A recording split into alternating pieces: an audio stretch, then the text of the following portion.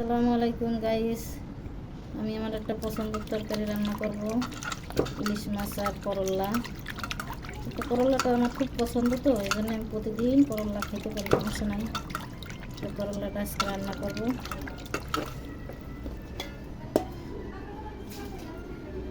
এই যে করল্লা দিয়ে মাছ দিয়ে রান্না করব।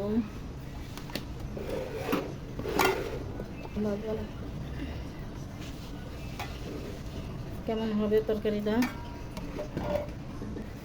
মাখিয়ে সুন্দর করে সব কিছু দিয়ে হলুদ দিলাম।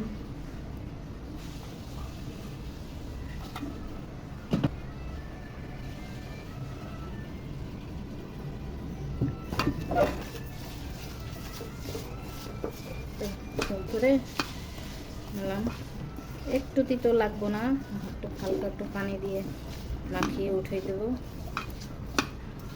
অল্প কিছু জাল হইলে নামাই ফেলাবো।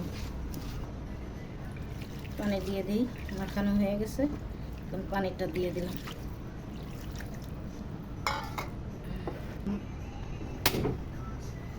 হয়ে গেছে, এবার জাল হইলে একটু পরে নামাই ফেলাবো।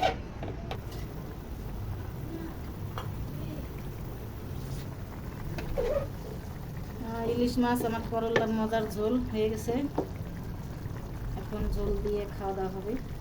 হয়ে গেছে তরকারি।